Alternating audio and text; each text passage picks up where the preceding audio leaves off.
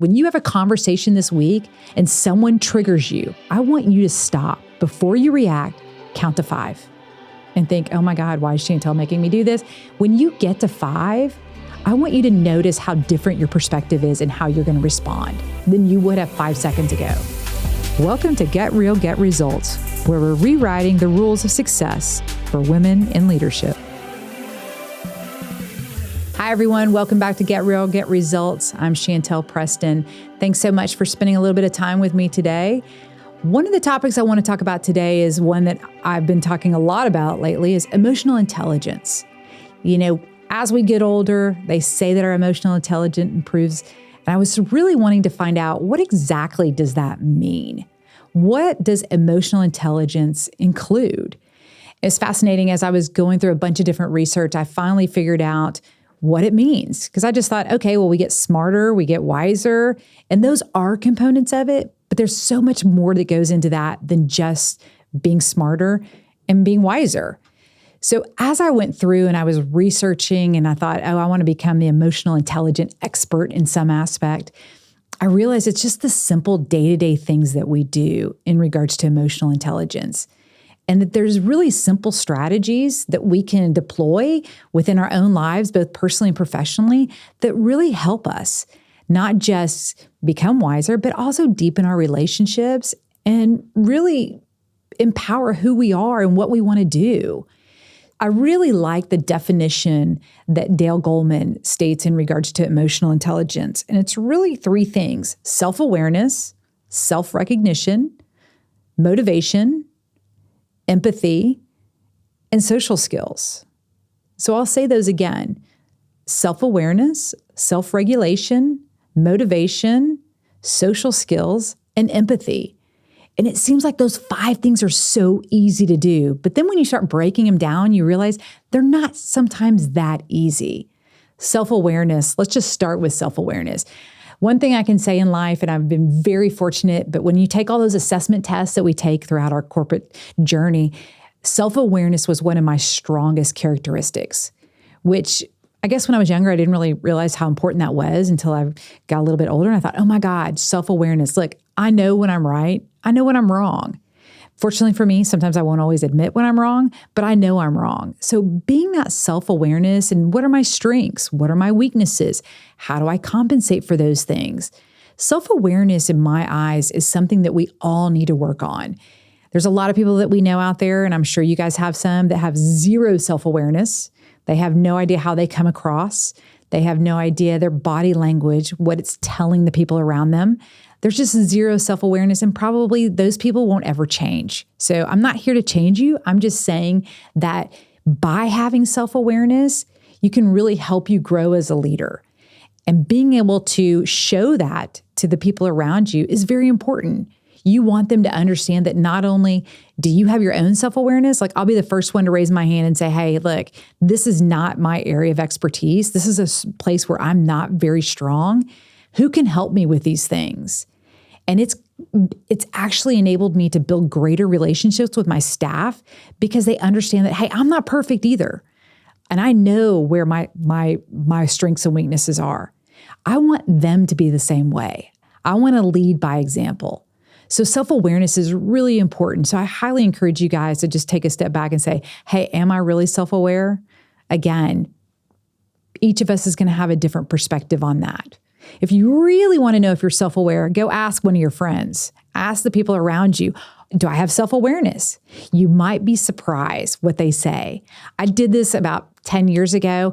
You know, people were talking around the company and like, oh, Chantell this, Chantell that. So finally I thought, wait, am I really like that? I didn't think I was like that. So I went and I asked my assistant, I said, hey, you know, there's a lot of talk around here that I'm not the most friendliest individual. I think I'm real friendly. So tell me, why do people think that? And it was just a complete lack of self-awareness of how I came in the mornings. And it wasn't like I meant to be rude or not talk to people, but I just in the morning times, I'm not, hey, how are you? Good to see you. I would just walk in and go straight to my office. Wouldn't talk to anybody, but that was just my morning routine.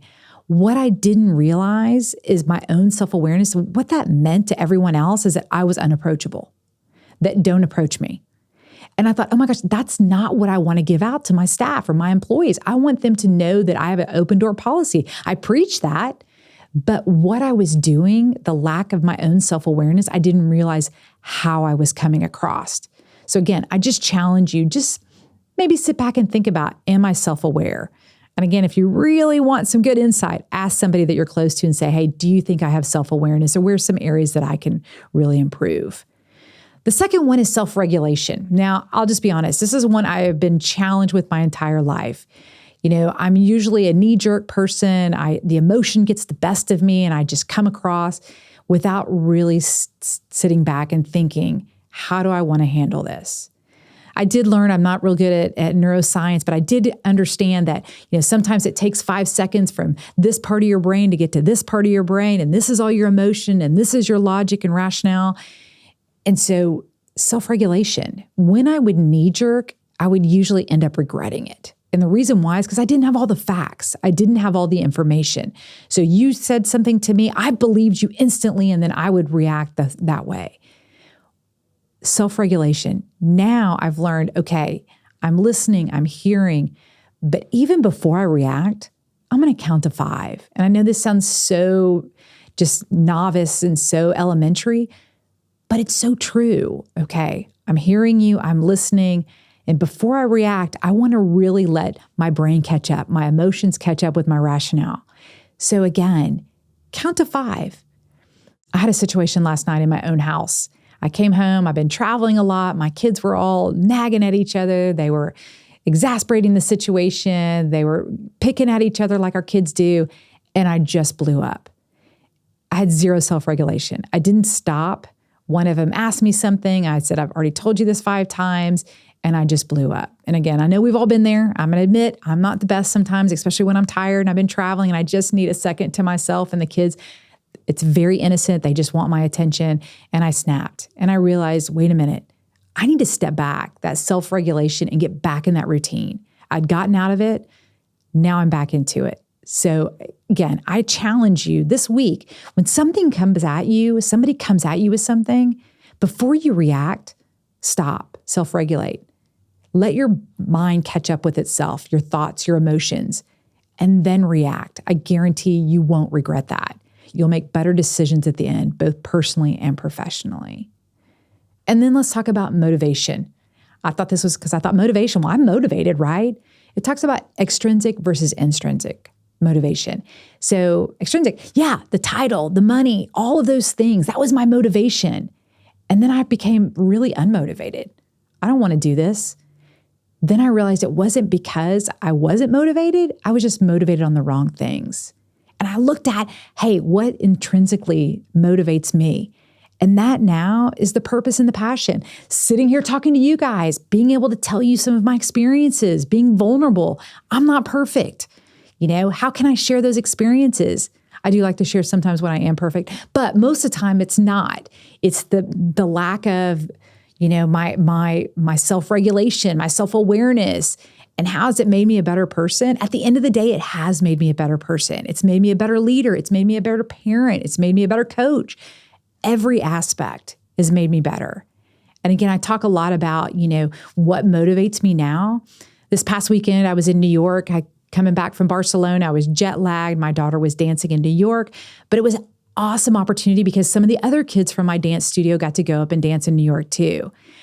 4:00 in the morning rolled around. Some of them were starting at 6:30. I didn't want to get up. I was like, oh, I'm going to sleep it in. But that intrinsic, that purpose and passion of getting to see these kids really enjoy what they were doing and being so proud of themselves, of working so hard, that was the motivation I needed.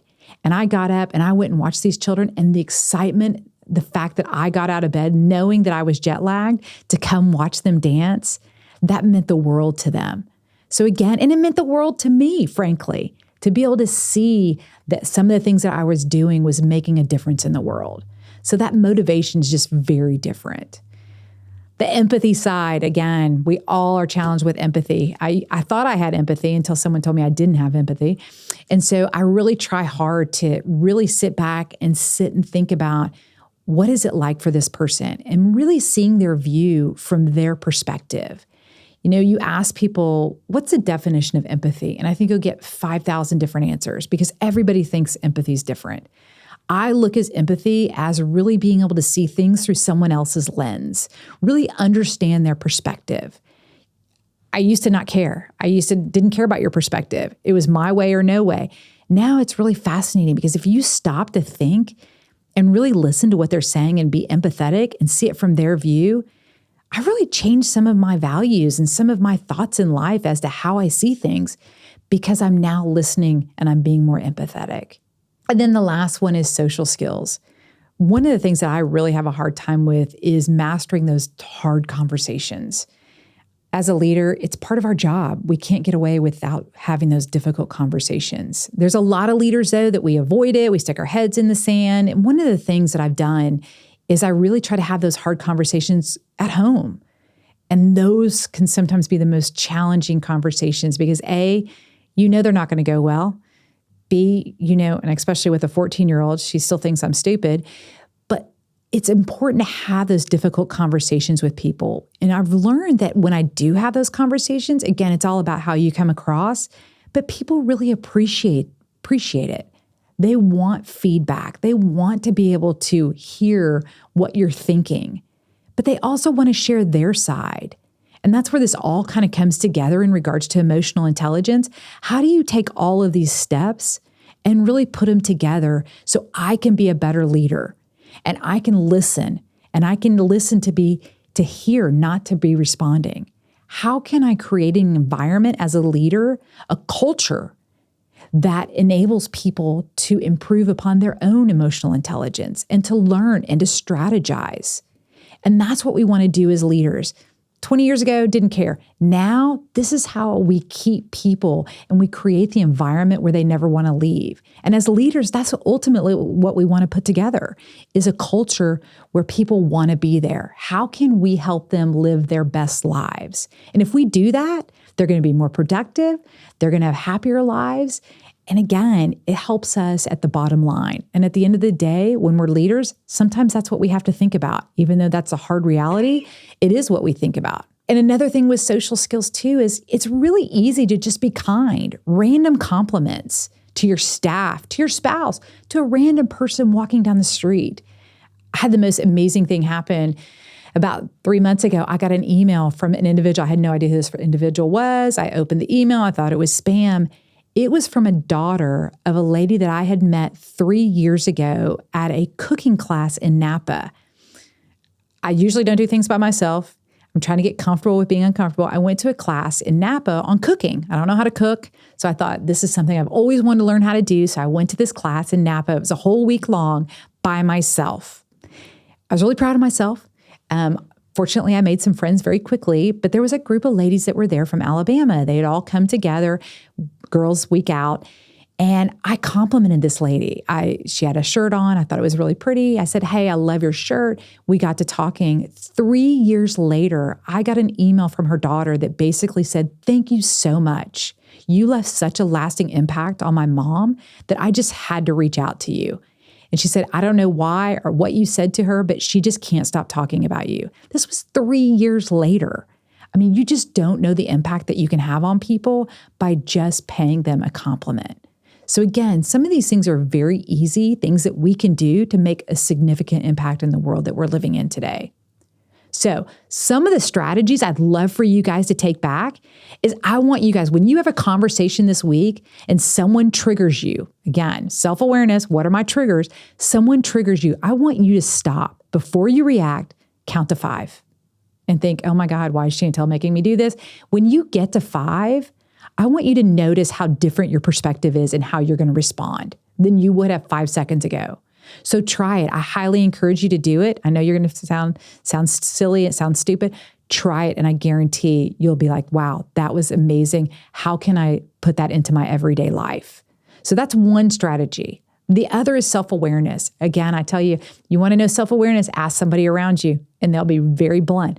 Ask the one, not the yes people, ask someone that you really care and respect and ask them, where can I improve upon my self-awareness? And let them give you feedback. Because again, if you don't have great self-awareness, you may not even see certain things. So try that. And then lastly, you're walking down the street. just pay someone a compliment. Just tell them something nice. You'd be amazed. Hey, it's a great day. You look great. You look really happy. I love your smile. You'd be amazed of how that can change people's perspectives in their day. And you know what? It actually helps us feel better too. So I would just encourage you, try a couple of those strategies, see how they go over. I'd love to hear. Give me some feedback. Thanks, guys, so much for joining me today. I appreciate you taking time out of your busy schedule to listen for a few minutes. I hope you guys have a great week. Thanks so much for listening today. We hope you found the information valuable. If you're listening on Apple or Spotify, follow us and leave us a review. If you're watching on YouTube, we'd love for you to like and subscribe. And don't forget to drop us a comment, as we'd love to hear from you. Have a great week.